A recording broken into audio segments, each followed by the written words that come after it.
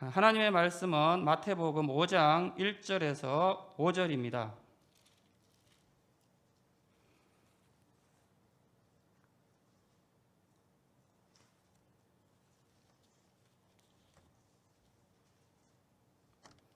제가 봉독해 드리겠습니다.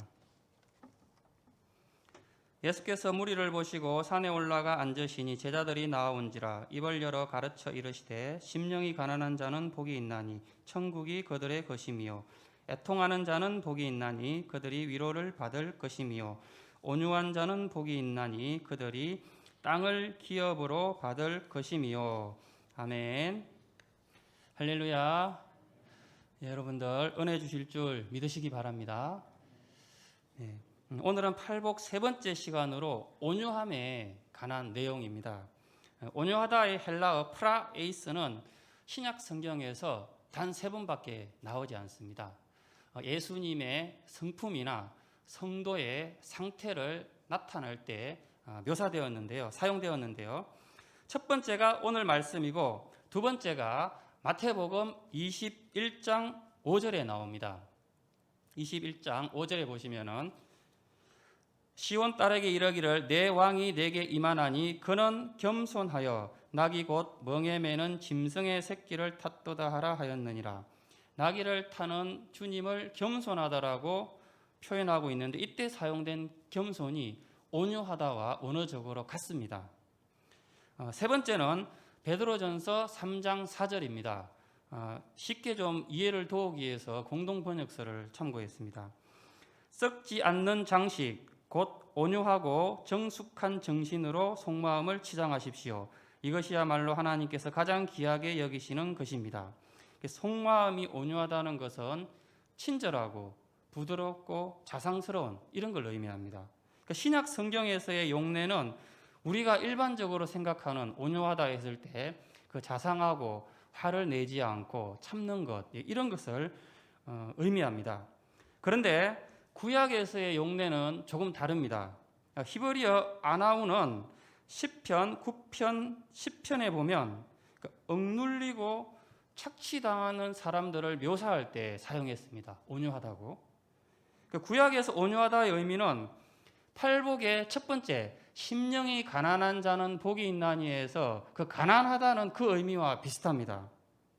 그러니까 물질적으로 가난하고 사회적으로 약자의 위치에 있는 사람들이 강자로부터 억압을 받을 때 그런 사람들에 대해서 1차적으로 온유하다라는 표현을 사용하고 있습니다. 그렇지만 가난하고 사회적 약자들을 무조건 다 온유하다고 말하지는 않습니다. 태도가 중요한데요. 비록 억압 가운데 있지만 불평이나 상대방을 미워한다든지 복수심에 사로잡혀 있지 않고 하나님의 도움을 구하며 영적 평정 상태를 유지할 때 온유하다고 합니다. 또 하나 기억할 것은 약자뿐 아니라 강자가 자기가 힘이 있음에도 그 힘을 사용하지 않고 하나님의 공의에 맡길 때 역시 온유하다라고 합니다. 성경에서 대표적으로 온유한 사람 하면 모세, 다윗, 이삭, 예수님을 드는데 모두 후자에 해당합니다. 강자이면서 맞서지 않는 것, 져주는 것. 성경에서 최고의 모델은 단연 예수님이십니다. 이사야 53장 7절에 보면 그가 곤욕을 당하여 괴로울 때에도 그의 입을 열지 아니하였으며 마치 도수장으로 끌려가는 어린 양과 틀 깎는 자 앞에 잠잠한 양같이 그의 입을 열지 아니하였도다. 정리하면 이 성경적인 온유하다는 말은 착하다, 친절하다, 온순하다 이런 의미와 함께 언어적 의미는 억울한 일을 당하거나 손해를 보았을 때 내가 직접 저항하지 않고 하나님께 맡기는 것 이런 의미를 포함합니다. 이때 맡긴 다음이 더 중요합니다. 내가 온유한 사람으로 하나님의 영광을 드러내고 싶어서 맡겼는데 맡기고 나서 생각하면 생각할수록 화가 나고 분이 나고 그래서 잠을 못 자고 괴로운 시간을 보내는 것이 아니라 맡긴 후에는 평강을 유지해야 합니다. 이것이 바로 성경이 말하는 온유한 사람이라 할 수 있습니다. 이렇게 온유한 자에게 약속하신 복이 땅을 기업으로 받는 것입니다. 구약에서는 기업이라는 이 단어는 하나님께서 이스라엘 백성들이 가나안 땅에 들어갔을 때 땅을 분배하는 그런 문맥에서 많이 사용되었습니다. 여호수아서 19장 49절 이스라엘 자손이 그들의 경계를 따라서 기업의 땅 나누기를 마치고 자기들 중에서 눈의 아들 여호수아에게 기업을 주었으니, 신약에서의 기업은 구원과 관련이 있습니다. 골로새서 1장 12절에 보면 우리로 하여금 빛 가운데서 성도의 기업의 부분을 얻기에 합당하게 하신 아버지께 감사하게 하시기를 원하노라. 그리스도의 은혜로 성도가 된 너희들은 기업을 아무 공로 없이 받았다. 그렇기 때문에 전적인 하나님의 은혜이니 하나님께 감사하라. 지금 바울이 그런 말을 하고 있습니다. 기업은 구약에서는 땅 분배의 의미가 있고 신약에서는 구원의 의미가 있다 하겠습니다. 또 하나 기업은 종말론적인 의미도 있습니다. 마지막 때에 그리스도인들에게 약속된 상급을 상징하기도 합니다. 따라서 기업은 구원과 상급, 신약시대에는 우리가 이렇게 정리하면 되겠습니다. 그렇다 하여 눈에 보이고 우리가 지금 밟고 사는 땅은 아니라고 말해서는 안 됩니다. 땅을 기업으로 받는다는 이 말씀에서 현세에서 이 땅을 기업으로 받는 것도 포함될 수 있습니다. 기독교 역사에서 과거 실제로 온유한 자에게 하나님께서 이렇게 땅을 차지하는 현세의 복을 주신 적이 있습니다. 영국의 청교도들이죠. 그들이 신앙의 박해 가운데 있을 때 저항하지 않고 이렇게 하나님의 그 신앙을 지키기 위해서 떠났을 때 풍요로운 미국의 땅을 실제로 차지하기도 했습니다. 그러나 예수님의 의도는 현세의 땅보다는 구원과 함께 종말에 이루어질 상급에 더 가깝습니다. 그래서 본문의 동사도 미래형으로 받을 것이며라고 쓰여 있습니다. 이 세상에서 주어지는 보상도 있지만 그보다는 장차 우리가 하나님 나라에 들어갔을 때 그 하나님께서 그 나라에서 주시는 그 기업을 받는다는 의미가 더 강하다는 것입니다. 그러므로 성도는 온유함을 훈련하되 그 보상에 관해 이 세상에서 주어지는 보상을 바라기보다는 장차 주어질 하나님의 나라를 바라보아야 할 것입니다. 이 시간에 좀 더 고민해 볼 것은 어떻게 하면 성경이 말하는 이런 온유함을 가질 수 있느냐는 것입니다. 우물을 3번씩이나 양보했던 이삭을 통해서 함께 생각해 보려고 합니다. 창세기가 총 50장인데 12장부터 아브라함으로 시작해서 족장 시대 이야기가 시작이 됩니다. 족장이라 하면 아브라함, 이삭, 야곱, 요셉으로 이어지는데 여기서 이삭에 관한 내용이 가장 분량이 작습니다. 창세기에서. 첫 번째는 아버지 아브라함이 이삭을 모리아 산에서 바치는 번제로 바칠 때 그 이삭의 모습이고요. 두 번째는 자신의 아내를 구할 때 아버지 아브라함이 종을 보내지 않습니까? 그래서 이삭은 이 당시에 빈들에서 묵상을 하면서 아무것도 하지 않습니다. 종이 나중에 리브가를 데리고 오자 그냥 빈들에서 맞이하죠. 세 번째 이야기는 결혼한 후에 이삭이 두려워서 리브가를 아내라고 말하지 않고 누이라고 속이는 이야기가 나옵니다.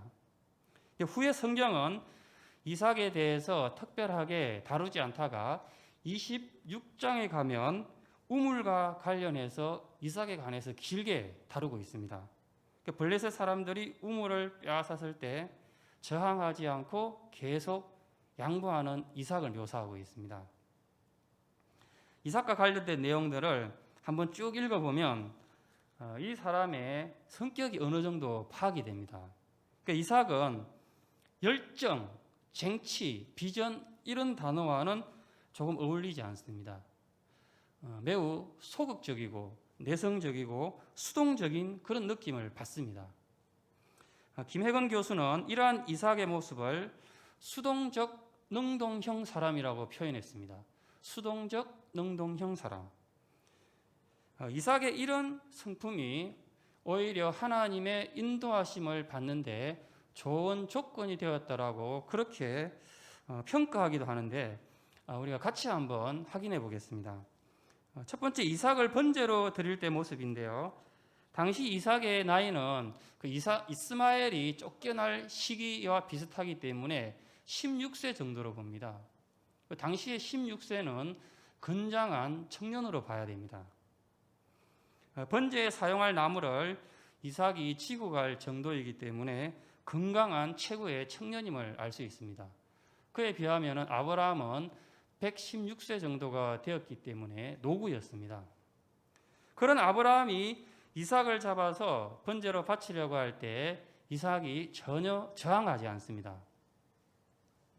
당시 급박한 상황을 창세기 22장 10절에 손을 내밀어 칼을 잡고 그 아들을 잡으려 하더니, 여기서 잡으려 하더니는 원문에 가까운 번역은 못 됩니다. 원문의 의미를 좀 더 살리려면 도살하다, 목을 자르다 이런 표현으로 바꾸면 더 좋습니다. 이삭은 번제가 어떤 제사인지 알았습니다. 불에 태우는 제사인데 불에 태우는 것만도 끔찍한데 불에 태우기 전에 칼로 죽임을 당하고 잘리고 각을 뜹니다. 얼마나 끔찍하겠습니까? 이삭은 이 사실을 알았음에도 가만히 있었던 것으로 보입니다. 렘브란트는 이런 성경의 배경을 잘 알았는지 그림을 잘 그렸습니다. 지금 그림을 보시면은 아브라함이 얼굴을 이렇게 왼손으로 누르고 있지 않습니까? 지금 목을 향해서 목을 자르려는 것이죠. 그런데 이삭이 그냥 가만히 누워 있습니다. 그리고 천사가 와서 이렇게 다급하게 오른손에 칼을 갖다가 뺏는 그런 그림인데요. 이 시간에는 죄송합니다. 어떻게 이런 순종이 가능했을까입니다. 단순히 아버지에 대한 신뢰, 존경만으로 어렵다고 보는 것이죠. 그래서 일반적으로 학자들은 이삭이 이 번제가 아버지에게서 나온 것이 아니라 하나님께로부터 나온 것이라는 그런 믿음이 있었다고 봅니다. 아버지를 믿은 것이 아니라 하나님에 대한 확신이 있었던 것이죠. 이 아버지의 지금 이 행동, 번제를 드리는 것은 절대적으로 하나님으로부터 나왔다라는 하나님에 대한 절대적인 믿음이 있었기 때문에 절대적인 순종이 가능했다고 보는 것입니다.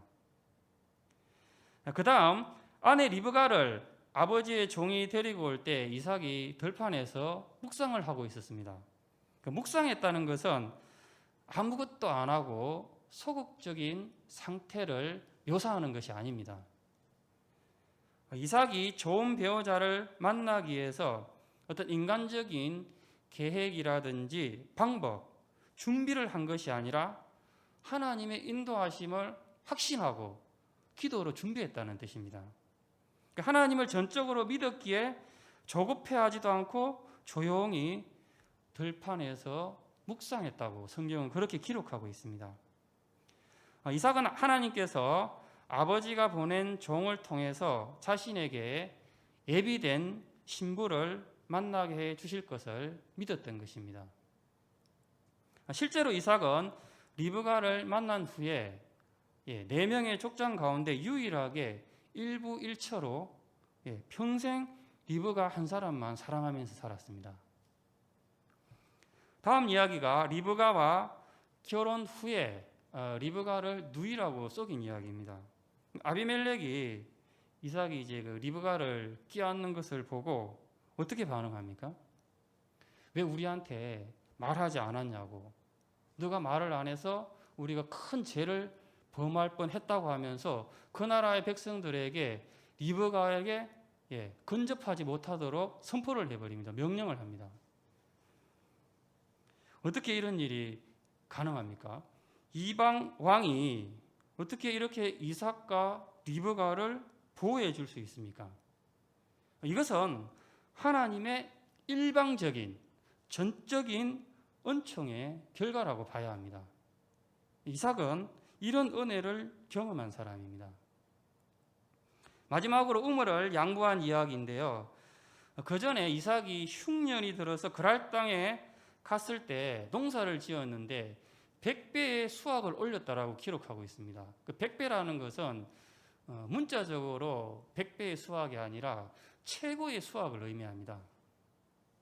이삭이 운이 좋아서 부지런해서 큰 수확을 얻을 수도 있지 않나 생각할 수 있는데, 이삭은 전문 농사꾼이 아닙니다. 이 사람은 목축업하는 사람이죠. 그런 사람이 남의 나라에 가서 처음 농사를 지었는데 100배의 수확을 얻는다는 것은 있을 수 없는 일입니다. 농사만 잘 된 것이 아니라 소때 양때에도 하나님께서 복을 주셔가지고 큰 거부가 된 것입니다. 이삭은 그걸 아는 것이죠. 아, 내가 하나님께 큰 은총을 입고 있구나.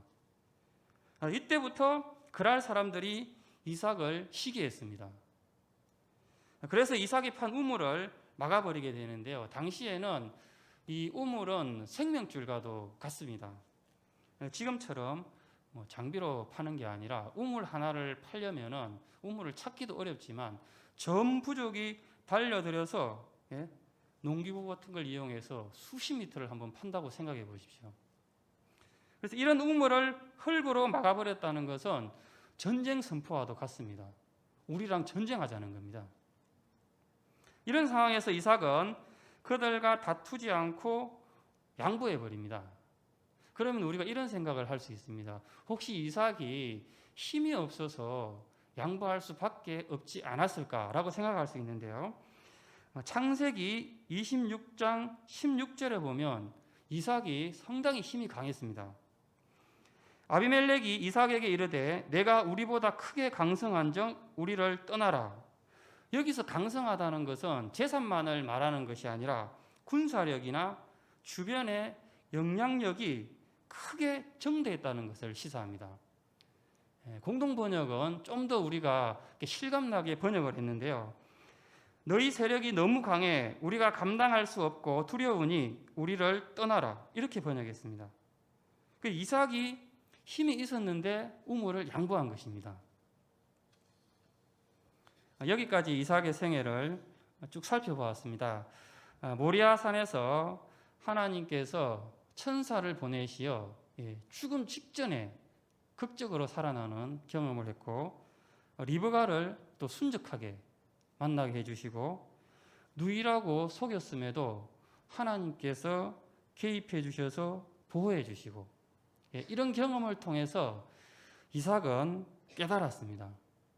아, 이 모든 것이 하나님의 은혜구나. 자신의 힘으로 이룬 것이 아니라 언제나 하나님 편에서 은혜를 베풀어 주셨다는 것을 깨달았던 것입니다. 그래서 사람들에겐 농사를 짓고 짐승을 기르고 먹고 살기 위해서 최고로 필요했던 그 우물이 최고로 중요했지만 이삭은 바로 하나님이 자신에게는 우물이었던 것입니다. 말씀을 정리하면 팔복은 그리스도를 영접한 사람들이 가지는 성품입니다. 우리는 누구나 이삭과 같은 온유함을 가질 수 있다는 게 오늘 말씀의 핵심입니다. 우리 모두는 이삭과 같은 하나님의 은혜를 입은 사람들입니다. 이삭만 특별한 은총을 입은 게 아니라 우리도 특별하게 은혜를 입었습니다. 사람들은 온유해서는 성공하기 힘들다고 그러죠. 손해보기에 딱 좋고, 경쟁 사회에서는 온유해서는 상대방을 이길 수 없다, 살아남을 수 없다, 이렇게 생각합니다. 특히 조직에서 리더 위치에 있는 사람들은 리더가 온유해서는 조직이 잘 돌아가지 않는다라고 생각합니다. 회사는 어떻겠습니까? 오너가 너무 온유하면은 직원들이 긴장을 하지 않고 오히려 회사가 덜 발전될 가능성이 훨씬 많습니다. 만약에 군대 조직이라면 어떻겠습니까? 그래서 사람들은 우물을 양보하는 것을 망설이게 되고 때로는 말씀을 듣고도 현실적이지 않다라고 생각합니다. 믿는 사람들도 마찬가지입니다. 사랑하는 여러분, 왜 믿는 사람들조차 이렇게 생각할까요? 이 말씀은 우리가 현실적으로는 지키기 어렵다. 왜 이런 생각을 우리가 하게 될까요? 이런 생각의 배후에는 내 인생을 내 힘으로 산다는 생각이 깔려 있기 때문입니다. 힘들게 판 우물을 양보해 버리면 내 힘으로 또 새로운 우물을 고생해서 파야 한다는 생각이 있는 것이죠. 내 힘으로 하면, 비유를 들면은 삽으로 하루 종일 삽질해야 되지만 하나님께서 개입하시면 그냥 포크레인 한 번으로 떠버리면 해결된다는 그런 믿음이 우리에게 없기 때문에 그렇습니다. 저는 이 온유하다는 표현을 원문을 살리면은 여유가 있다라는 표현으로 바꾸면 더 좋지 않을까 그런 생각을 해보았습니다. 그 여유가 있다는 것은 어떤 사람이 여유가 있습니까? 자신감이 있는 사람이 여유가 있습니다. 그리고 약자들은 여유를 가지기가 어렵습니다. 가진 사람이 여유가 있는 것이고 강자가 여유를 부릴 수 있습니다. 밀림의 왕 사자는 그 정글 한복판에서도 수많은 야생동물들이 그 주변에 우글거리는 데서도 편안하게 낮잠을 잡니다. 멧돼지 같은 경우는 보면은 다른 짐승들이 무서워가지고 굴을 파가지고 굴 안에 숨어서 살지 않습니까? 또 먹잇감 같은 것도 물게 되면은 자기보다 힘센 동물들이 뺏어갈까봐 숨어서 먹습니다. 근데 사자는 그렇지가 않죠. 어떤 영상 같은 거 보면은 물수떼가 수만 마리가 막 땅이 진동하듯이 달리는데도 편하게 사자는 잡니다. 그 정도로 여유가 있습니다. 자기가 강자이기 때문에. 김동호 목사님은 그런 말씀을 하셨습니다. 본인이 젊었을 때는 상당히 샤프하고 딱 부러지고 자기 주장 강하고 일 같은 거 꼼꼼하게 처리하는 그런 사람들이 선망의 대상이었다고. 자기도 그런 사람이 되려고 노력을 했고, 그래서 자기가 그랬을 때 많은 사람들이 좋게 평가했을 때 기분도 좋고 우쭐했다고. 그래서 불의를 보면은 못 참고, 운전하다가도 자신은 목사지만은 뭐 끼어들고 그러면 내려가지고 막 멱살 잡고 싸웠다고 무용담처럼 그렇게 말씀을 하셨었습니다. 누가 싫은 소리, 경우에 맞지 않는 소리를 하면은 그냥 가만히 있지 않고 같이 싸웠다고 그런 말씀을 하셨었는데요. 그런데 지금 암투병 중인데 나이도 이제 70을 바라보게 되니 생각이 바뀌더랍니다.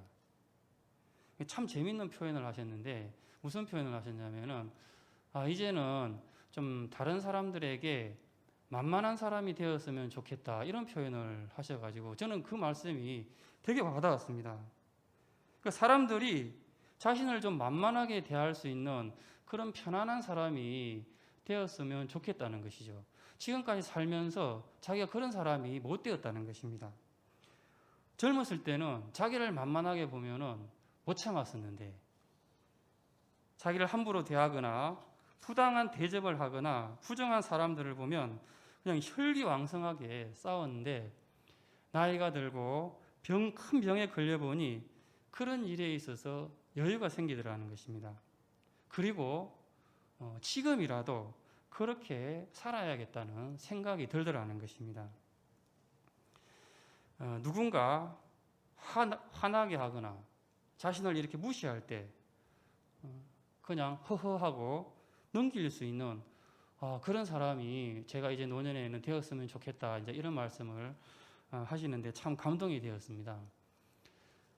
사랑하는 여러분, 우리가 예수를 믿고 매일 기도하고 성경을 매일 읽는 사람, 그런 사람들이 더 주의 깊게 들어야 됩니다. 더 경고의 말씀으로 들어야 됩니다. 하나님의 음성으로 받아야 됩니다. 매일 성경 읽고 매일 예배, 새벽 예배 참석하고 매일 기도하는 사람이 성격이 더 날카롭고 까다롭고 잘 따지고 상대방의 실수나 허물을 용납하지 못하고 많은 사람들에게 편안한 사람이 못 돼주고 부담스러운 존재가 된다면 그 경건 생활은 무슨 의미가 있습니까?